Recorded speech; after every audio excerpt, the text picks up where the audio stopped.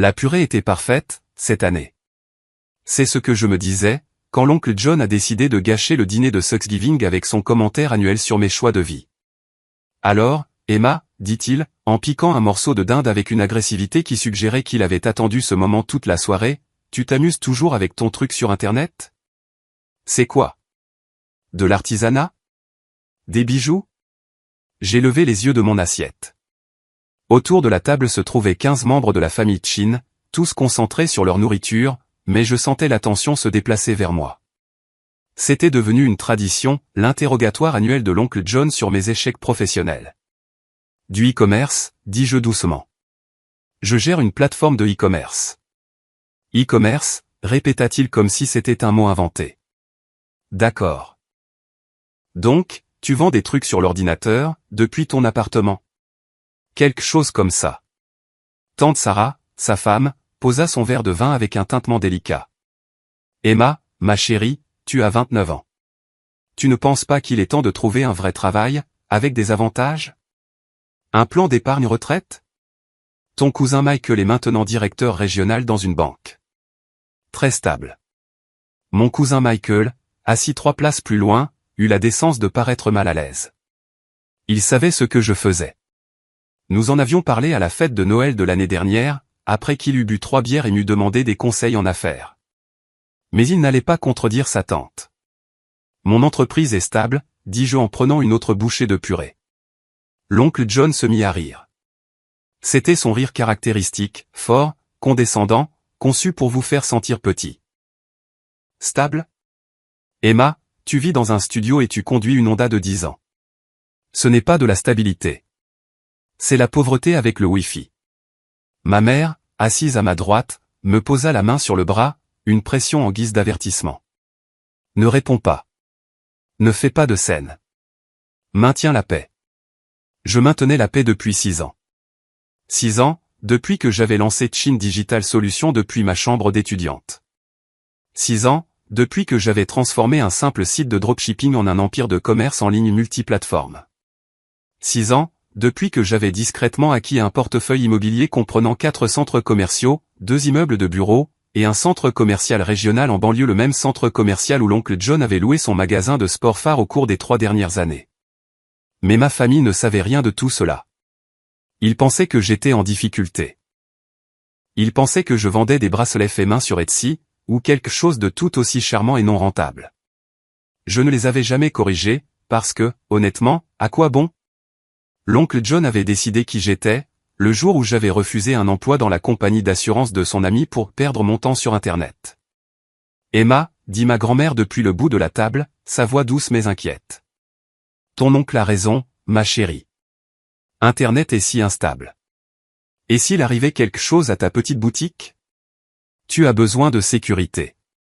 J'ai de la sécurité, grand-mère. L'oncle John renifla.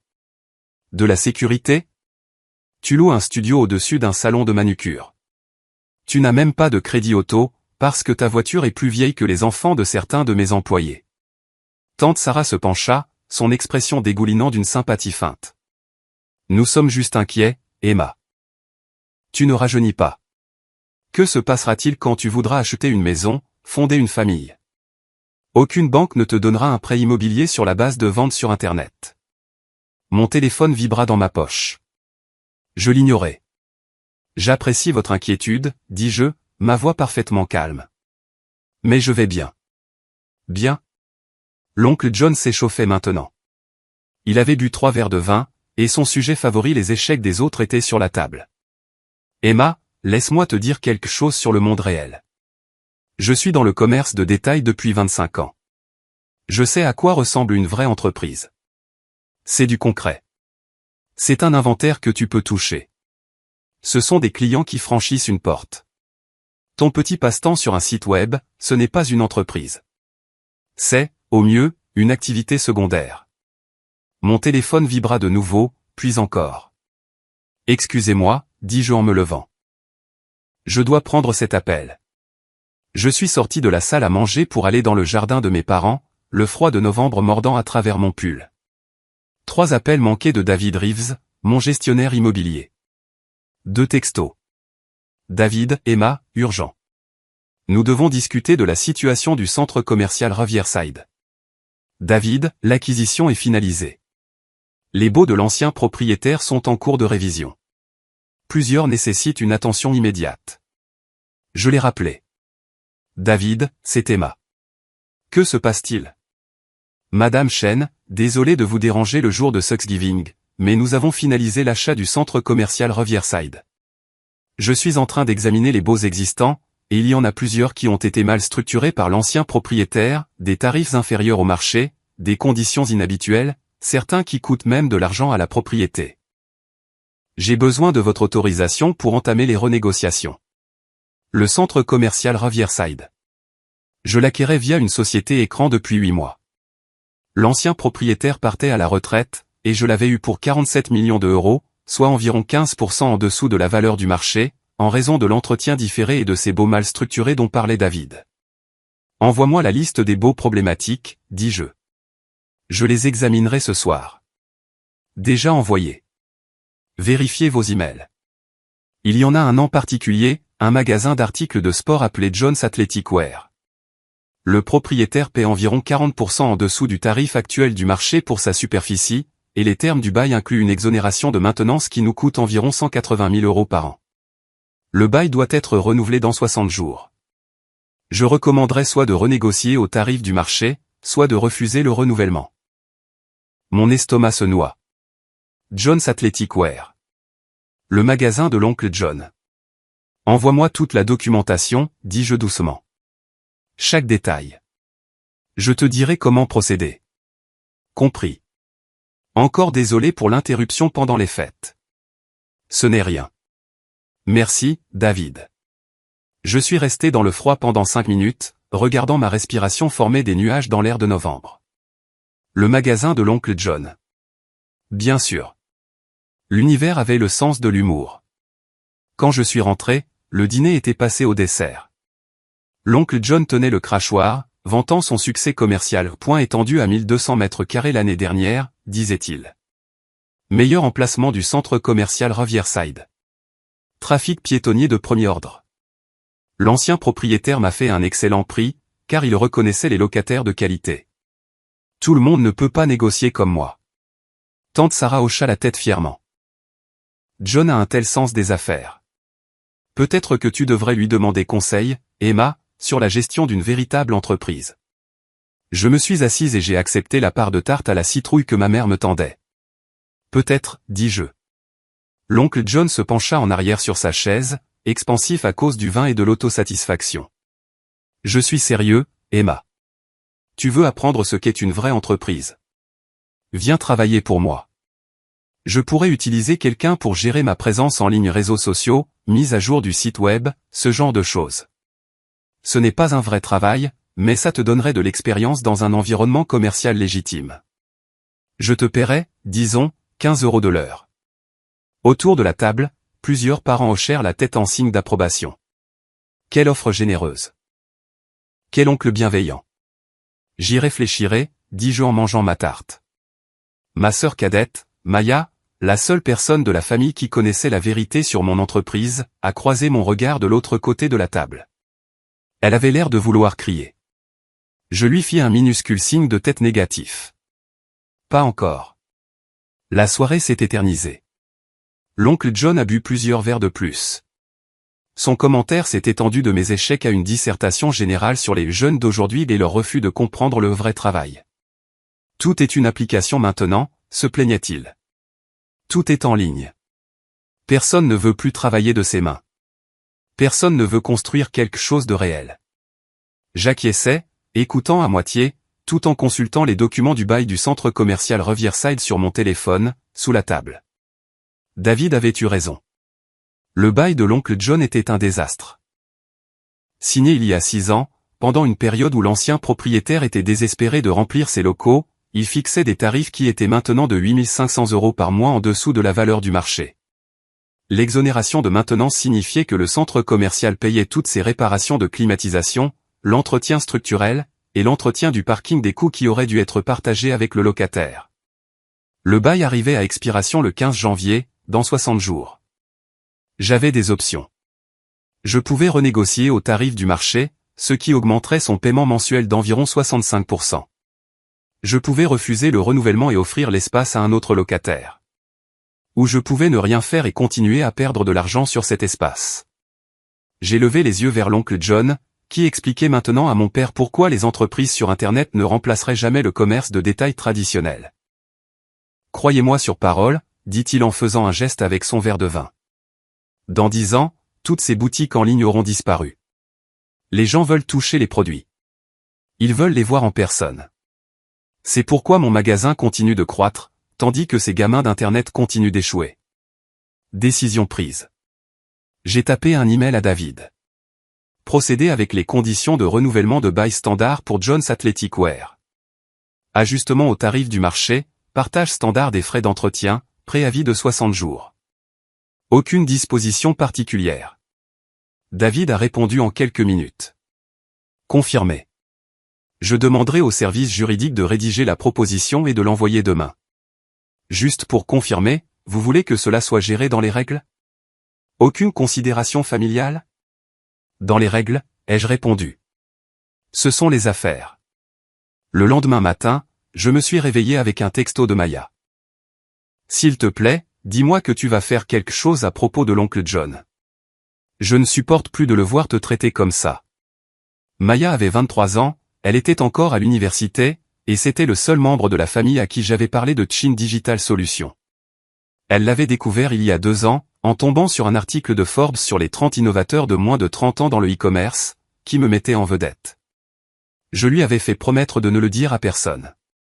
Notre famille ne pourrait pas supporter la vérité, que elle et l'échec qu'il plaignait avaient bâti quelque chose de plus grand que toute leur réussite conventionnelle réunie. Quelque chose est déjà en cours, ai-je répondu. Attends un peu. Mystérieux. J'aime ça. La deuxième partie de Thanksgiving est chez l'oncle John le mois prochain. Tu y vas. Le rassemblement post-Thanksgiving. Une autre tradition.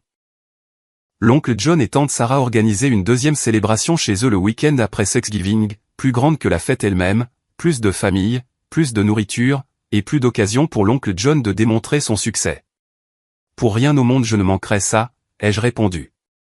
Au cours des 3 semaines suivantes, j'ai observé de loin le déroulement des événements. David a envoyé la proposition de renouvellement de bail à John's Athletic Wear le 27 novembre, conditions standards, loyer au prix du marché de 14 200 € par mois, contre 8 500 € actuellement, partage standard des frais d'entretien, bail de 2 ans avec une augmentation annuelle de 3%. Selon les rapports de David, l'oncle John a appelé le bureau du centre commercial 17 fois la première semaine. Il voulait parler au propriétaire. Il voulait négocier. Il voulait comprendre pourquoi son accord de faveur n'était pas honoré. L'assistante de David lui a répété la même chose à chaque fois, la propriété a un nouveau propriétaire. Tous les baux sont en cours de normalisation au tarif du marché. Vous avez jusqu'au 15 janvier pour accepter ou quitter les lieux. Apparemment, l'oncle John ne pouvait pas croire que cela puisse arriver. J'ai vu ses publications sur les réseaux sociaux devenir de plus en plus frénétiques. D'abord, il était confiant, je gère quelques problèmes avec un nouveau propriétaire au magasin, mais ne vous inquiétez pas, je suis dans le métier depuis trop longtemps pour me laisser intimider par un comptable d'entreprise. Puis, inquiet, la nouvelle direction du centre commercial essaie d'augmenter mon loyer de 70%. C'est ça, la cupidité des entreprises. Les petites entreprises comme la mienne ont bâti cette communauté. Puis, désespéré, si quelqu'un sait qui a acheté le centre commercial Riverside, s'il vous plaît, contactez-moi. J'ai besoin de parler à quelqu'un de raisonnable. Cette augmentation de loyer va détruire mon entreprise. Je n'ai pas répondu. Je n'ai pas réagi. J'ai simplement suivi la situation, tout en gérant ma véritable entreprise, Chin Digital Solutions, qui avait traité 340 millions € de transactions ce trimestre, sur nos diverses plateformes. Le rassemblement post-Thanksgiving a eu lieu le 18 décembre. La maison de l'oncle John et de tante Sarah était décorée comme un paradis hivernal. Des lumières partout. Un service de traiteur pour la nourriture. Un barman qui préparait des cocktails dans leur immense cuisine. Je suis arrivé dans ma Honda de 10 ans, portant un pull que j'avais acheté chez Target. Maya m'a accueilli à la porte. Ça va être intéressant, a-t-elle murmuré. L'oncle John panique à propos de son bail. Il est convaincu que le nouveau propriétaire du centre commercial le cible personnellement. Il est là. Dans le salon, en train de tenir le crachoir. Déjà à son 3e verre. Je l'ai trouvé exactement là où Maya l'avait dit, entouré de parents, expliquant sa persécution aux mains de la cupidité des entreprises. Une société sans visage, disait-il, un groupe d'investissement d'un autre État. Il se fiche des entreprises locales. Il se fiche des emplois que j'ai créés. Il ne voit que des chiffres sur une feuille de calcul. Tante Sarah, debout à côté de lui, avait l'air inquiète pour la première fois depuis que je la connaissais. La confiance s'était fissurée. « Peux-tu te battre ?» a demandé mon père. J'essaie. J'ai appelé tous mes contacts dans l'immobilier commercial. Personne ne peut me dire qui possède réellement la propriété. C'est enfoui sous des SARL et des sociétés holdings. Mais je n'abandonne pas. J'ai bâti ce magasin à partir de rien. Je ne laisserai pas un prédateur d'entreprise le détruire. J'ai accepté un verre de vin d'un serveur qui passait, et j'ai trouvé une place près de la cheminée. La soirée a continué. Le dîner a été servi. L'oncle John a bu davantage, a parlé davantage, sa colère contre le mystérieux propriétaire du centre commercial grandissant à chaque verre. Probablement un tech bro quelconque, a-t-il craché. Un gamin qui a fait fortune avec des applis et qui pense comprendre l'immobilier. Ces gens n'ont aucun respect pour les entreprises établies, aucune compréhension de ce qu'il faut pour construire quelque chose de réel. Mon téléphone a vibré. David, Madame Chen, Jones Athletic Wear a demandé une réunion avec la direction. Ils ont indiqué qu'ils voulaient négocier. Comment souhaitez-vous procéder? J'ai répondu, organiser une réunion pour le lundi 20 décembre, à 10 h. J'y assisterai personnellement. Vous y assisterez? C'est inhabituel. Celle-ci est personnelle. Ne leur dites pas qui est le propriétaire. Dites simplement qu'un représentant sera présent. Compris. J'ai posé mon téléphone et j'ai vu que l'oncle John me fixait. Quelque chose d'important? A-t-il demandé, son ton dégoulinant de sarcasme. Une grosse vente sur Internet en cours? Juste des trucs de travail, dis-je. Du travail? Il a ri. Emma, quand vas-tu arrêter de prétendre que ce que tu fais est du travail? Un vrai travail, ça veut dire se présenter quelque part. Ça veut dire avoir des employés, un inventaire, et de vraies responsabilités. John, dit doucement ma mère, peut-être que nous devrions. Non, laisse-moi finir. Emma a besoin d'entendre ça. Elle gâche sa vie avec une chimère. Elle pourrait faire quelque chose de réel. Elle pourrait avoir une carrière. Au lieu de ça, elle a presque 30 ans, elle vit dans un studio, elle conduit 7 ondes de voiture, et elle joue à la femme d'affaires sur Internet. La pièce était devenue silencieuse. Tout le monde regardait. J'ai croisé le regard de l'oncle John. Tu as raison, dis-je calmement. Je devrais vraiment trouver un vrai travail. Peut-être dans le commerce de détail. Peut-être dans un magasin d'articles de sport. Tu connais quelqu'un qui embauche? Il n'a absolument pas saisi l'ironie. Si tu es sérieuse, je pourrais probablement te trouver quelque chose. À temps partiel, à l'entrepôt, peut-être. Ça ne paierait pas beaucoup, mais au moins tu apprendrais à quoi ressemble un vrai travail. C'est très généreux, dis-je. Je garderai ça à l'esprit. Tante Sarah se pencha en avant. Emma, nous essayons de t'aider. Tu ne peux pas continuer à vivre comme ça. Tu ne veux pas de stabilité, de sécurité? Tu ne veux pas acheter une maison un jour? Si, je veux ces choses, ai-je acquiescé. Alors tu dois affronter la réalité. Les entreprises sur Internet échouent. Le commerce de détail est éternel. Regarde juste le magasin de John, 15 ans de croissance constante. C'est ça, une vraie entreprise. J'ai hoché la tête. Impressionnant. Comment se porte le magasin, ces derniers temps?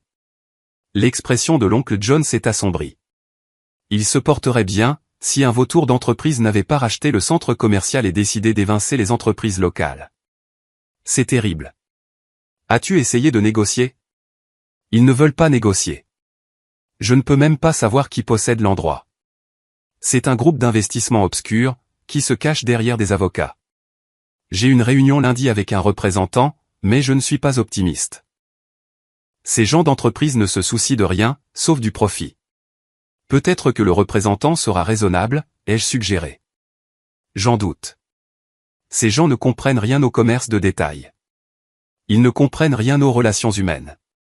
Ils ne voient que des signes de euros. Il vida son verre de vin. Mais je ne vais pas me laisser faire sans me battre. J'ai bâti quelque chose de réel, quelque chose qui compte. C'est plus que ce que la plupart des gens peuvent dire. Il m'a regardé droit dans les yeux en disant cela. J'ai souri. Tu as tout à fait raison, oncle John. Tu as bâti quelque chose de réel. J'espère que la réunion de lundi se passera bien. Ce week-end s'est éternisé. Maya m'a appelé le samedi soir. S'il te plaît, dis-moi que c'est toi qui as acheté le centre commercial, dit-elle sans préambule. Pourquoi penserais-tu ça? Parce que tu es trop calme. Tu n'es jamais aussi calme quand l'oncle John s'en prend à toi. Tu vas à sa réunion, lundi? Peut-être. Emma, vas-tu sérieusement te révéler comme étant sa propriétaire? Je vais sérieusement assister à une réunion d'affaires. Oh mon Dieu! Est-ce que je peux venir regarder? Absolument pas, c'est injuste. Je l'ai vu te démolir pendant 6 ans. Je mérite de voir sa tête quand il réalisera. Maya, il ne s'agit pas de vengeance. Il s'agit un peu de vengeance. Il s'agit d'affaires. Les termes de son bail étaient insoutenables. N'importe quel nouveau propriétaire aurait renégocié. Mais tu n'es pas n'importe quel nouveau propriétaire. Tu es sa nièce, celle qu'il traite d'échec depuis des années. Je n'ai pas répondu. Emma, s'il te plaît, dis-moi juste ce que tu vas faire. Je vais gérer mon entreprise de manière professionnelle. C'est tout. Lundi matin est arrivé, froid et clair. Je me suis habillé avec soin, tailleur, talons, le genre de tenue que je portais pour les réunions d'investisseurs importantes. Mes cheveux étaient attachés. Je portais les boucles d'oreilles en diamant que je m'étais offertes, après la première année à 100 millions d'euros de mon entreprise. J'ai conduit jusqu'au centre commercial Riverside dans ma Honda, je me suis garé à une place éloignée, et j'ai marché jusqu'au bureau de la direction. David m'a accueilli à l'entrée. Madame Chen, tout est prêt. Salle de conférence B. Ils sont arrivés il y a 10 minutes, John Chin et son avocat. Son avocat? Un petit cabinet, un type du coin. Il semble relativement compétent. Bien. Ne les faisons pas attendre. David m'a conduite dans un couloir jusqu'à une salle de conférence. À travers la paroi vitrée, je pouvais voir l'oncle John faire les 100 pas. Son avocat était assis à la table, examinant des documents. Tante Sarah était là aussi, assise dans un coin, les mains jointes fermement. J'ai fait une pause devant la porte, j'ai pris une grande inspiration. David m'a regardé. Vous êtes sûr de vous, a-t-il demandé doucement. Absolument sûr. Ça va être compliqué. La famille et les affaires ne font pas bon ménage. Il n'aurait pas dû mélanger les affaires et la famille, en premier lieu. J'ai ouvert la porte. L'oncle John s'est retourné, son expression déjà prête à la confrontation. Il m'a regardé, a semblé confus, puis agacé. Emma, qu'est-ce que tu fais ici? Nous sommes en réunion. Je sais. Je suis votre réunion. Il a dévisagé. Quoi? Je me suis dirigé vers le bout de la table et j'ai posé ma mallette. David a fermé la porte et s'est tenu à côté. Monsieur Chin, dis-je formellement, merci d'être venu. Je suis Emma Chin, propriétaire de Sterling Property Group, qui a récemment acquis le centre commercial Riverside. Je crois comprendre que vous avez des préoccupations concernant les conditions de renouvellement de votre bail. La couleur a quitté le visage de l'oncle John. Son avocat nous a regardés tour à tour, sentant une complication. Tante Sarah a émis un petit son dans le coin. Ce n'est pas drôle, Emma, a finalement dit l'oncle John. Sérieusement, où est le vrai propriétaire? C'est une blague? J'ai sorti ma tablette et j'ai ouvert un fichier. Ceci est le contrat d'achat du centre commercial Riverside, finalisé le 25 novembre. Sterling Property Group, que je possède, a acquis la propriété pour 47 millions d'euros. David Reeves, qui se tient près de la porte, est mon gestionnaire immobilier. Ce n'est pas une blague. L'oncle John s'est assis lourdement. C'est impossible. Tu n'as pas 47 millions d'euros. Tu vends des trucs sur Internet depuis un studio. Je dirige Chin Digital Solutions, une société de e-commerce multiplateforme qui a traité 340 millions d'euros de transactions le trimestre dernier. Le studio est une location que je garde par commodité.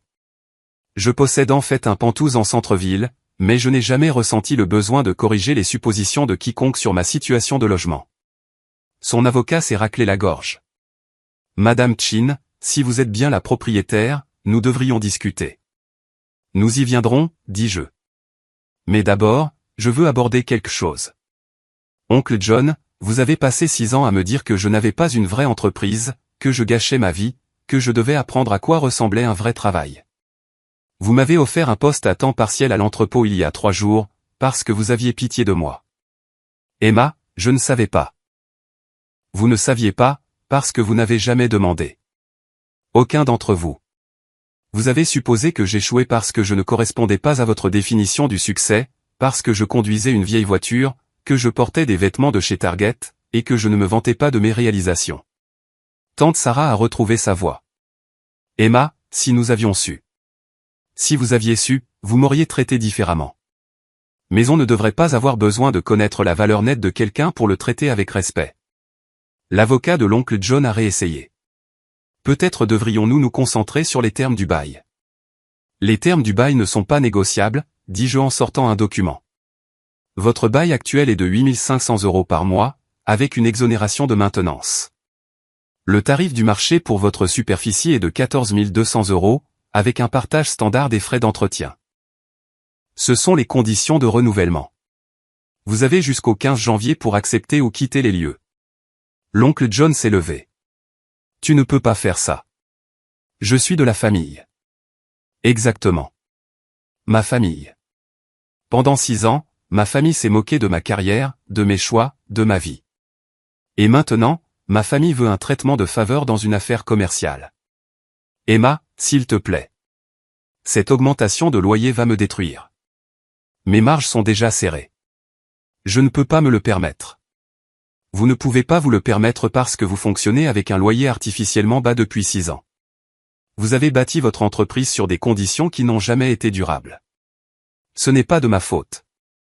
Son avocat est intervenu. Madame Chin, nous pouvons sûrement négocier quelque chose. Une augmentation progressive, peut-être? Échelonner le nouveau tarif dans le temps? J'y ai réfléchi. J'avais déjà discuté de cette possibilité avec David. C'était la solution raisonnable, la solution professionnelle. Mais j'ai regardé l'oncle John, son expression désespérée, et je me suis souvenu du dîner de Thanksgiving, les rires, la condescendance, la cruauté ordinaire. Voici ce que je vais faire, dis-je lentement. Je vais vous offrir les mêmes conditions que vous m'avez offertes, un arrangement à temps partiel, en dessous du prix du marché, quelque chose pour vous aider pendant que vous découvrez à quoi ressemble le vrai travail. Le visage de l'oncle John est devenu rouge. Ce n'est pas la même chose. Ah non? Vous m'avez offert 15 € de l'heure pour apprendre le vrai commerce. Je vous offre 9 500 € par mois, légèrement en dessous du prix du marché, pour garder votre emplacement pendant que vous trouvez comment gérer une entreprise durable. C'est en fait assez généreux. 9 500 €, c'est toujours plus que ce que je paie maintenant. Oui. C'est comme ça que fonctionnent les prix du marché. La propriété était sous-évaluée. Les valeurs changent. Les entreprises s'adaptent, ou ferment. Tante Sarah s'est levée. Emma, s'il te plaît, ne fais pas ça. Nous sommes désolés. Nous n'avions pas compris. Mais tu ne peux pas détruire l'entreprise de John pour des sentiments blessés. Je ne détruis rien. Je gère une propriété au tarif du marché. Tous les autres locataires de ce centre commercial paient une juste valeur. Pourquoi l'oncle John devrait-il être différent? Parce qu'il est de la famille. La voix de tante Sarah s'est brisée. Ça ne signifie rien pour toi? J'ai croisé son regard. Ça signifiait quelque chose pour moi à chaque fois que tu me disais de trouver un vrai travail, à chaque fois que tu souriais d'un air suffisant au dîner de famille, à chaque fois que tu traitais ma carrière comme un passe-temps. La pièce est devenue silencieuse. Finalement, l'avocat de l'oncle John a parlé.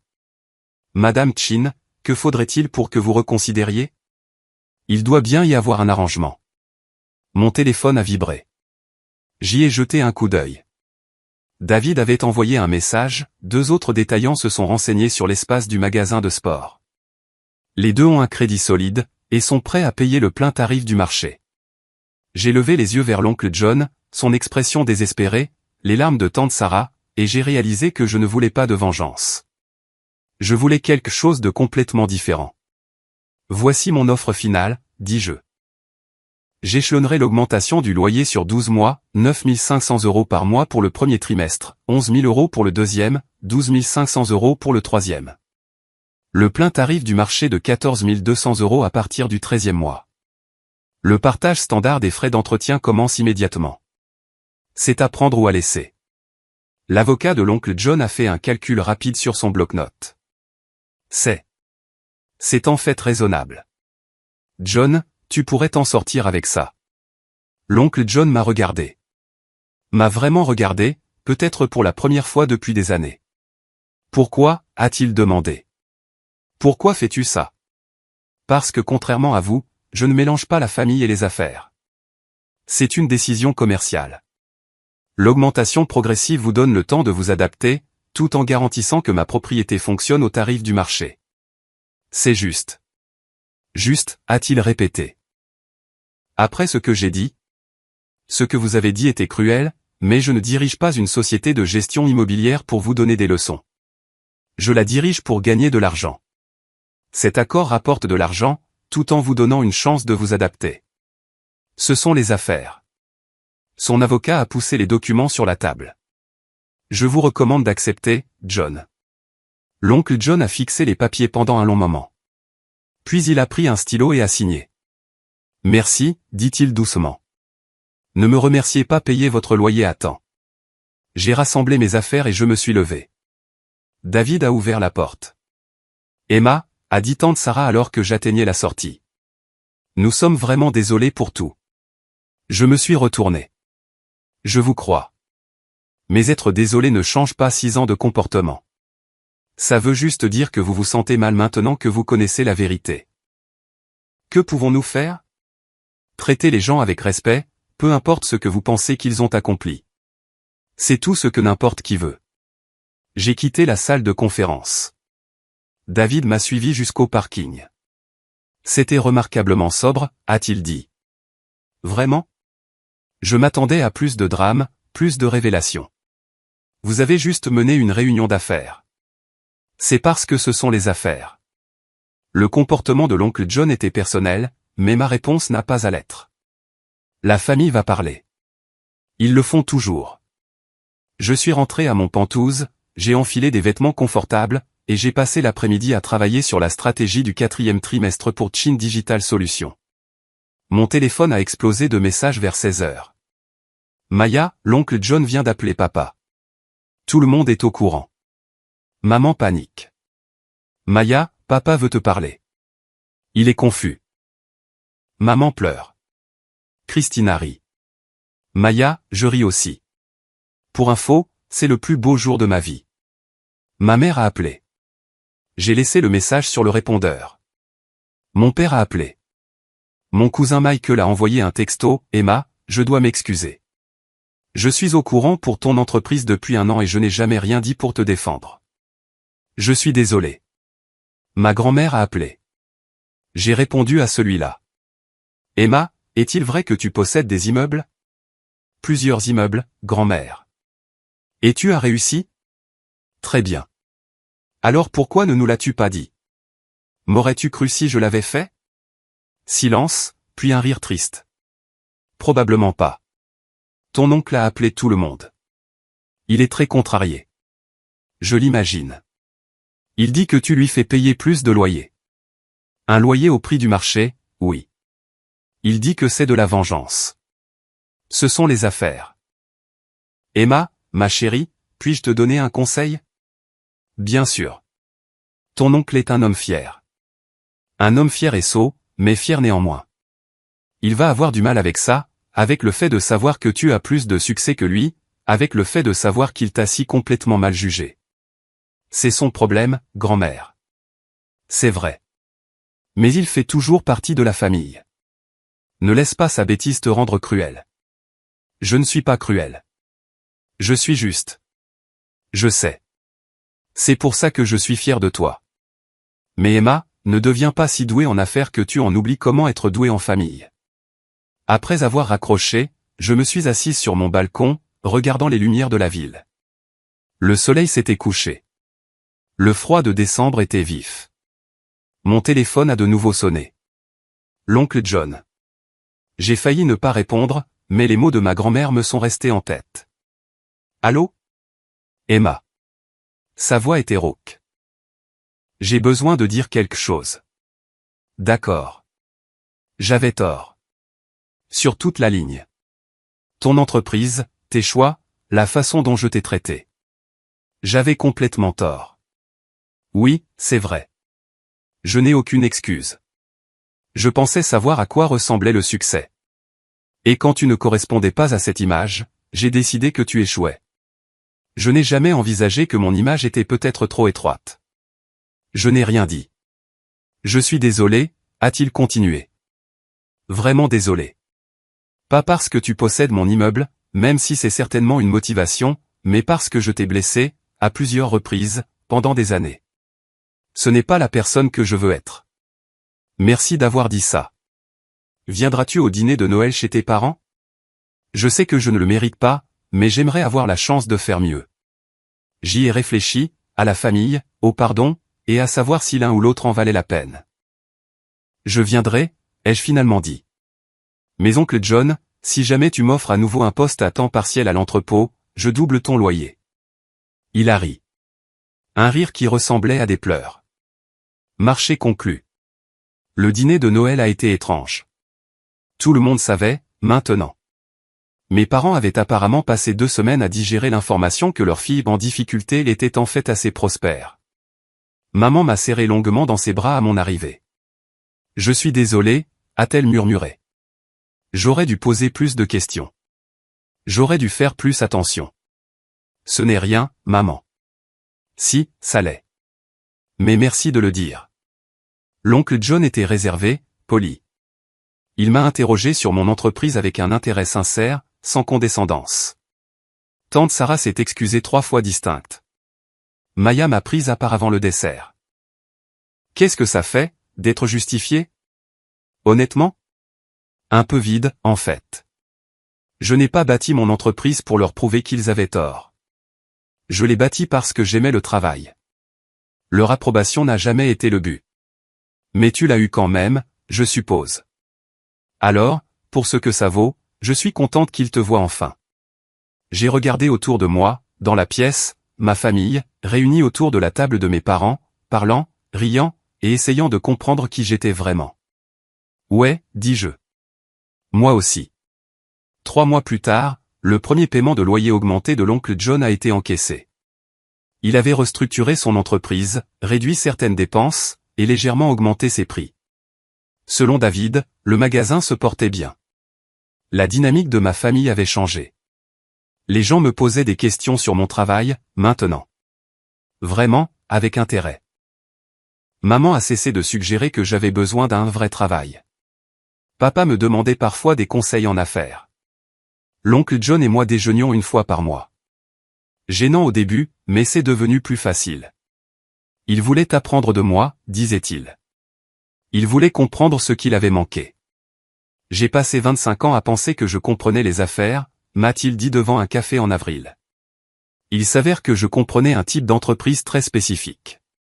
Et même celui-là, pas aussi bien que je le pensais. Tu as bâti quelque chose de réel, dis-je. Ça compte. Mais tu as bâti quelque chose de plus grand. Et tu l'as fait pendant que je me moquais de toi. Ça doit faire mal. Ça a fait mal. Mais je m'en remets. Vraiment?